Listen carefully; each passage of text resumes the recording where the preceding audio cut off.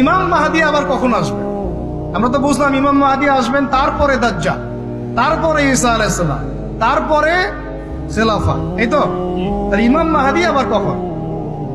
খুব ভালো করে মনে রাখবেন, যতক্ষণ এই বিশ্বে একটা মালহামা না হচ্ছে মাহদী আসছেন না। কথা ক্লিয়ার? এই বিশ্বে যতক্ষণ একটা মালহামা না হচ্ছে মাহদী আসছেন না। তিনি আসবেন ফাতিমা রাদিয়াল্লাহু আনহার বংশ থেকে। কার বংশ? তার আসল নাম মুহাম্মদ। কি নাম?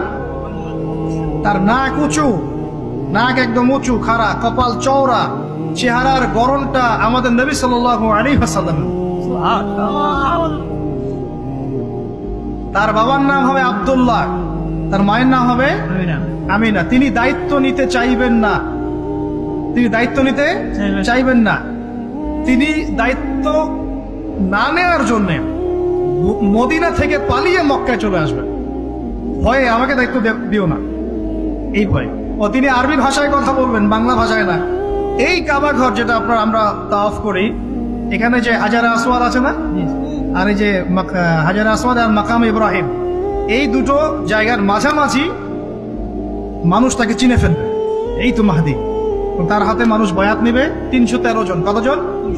ওই তালুত বাহিনীতে 313, বদরও 313, এখানেও 313। এবার শুরু হবে আসন খেল। এবার প্রথমে ওই আরবেরই একটা গোত্র, বনু কালব। কোন গোত্র?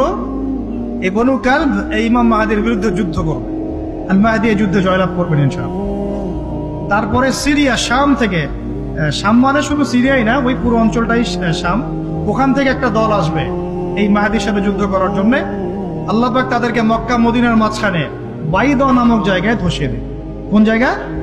বাইদা। এটাই সেই চিহ্ন যেটা প্রমাণ করবে যে এই ব্যক্তি মাহদী।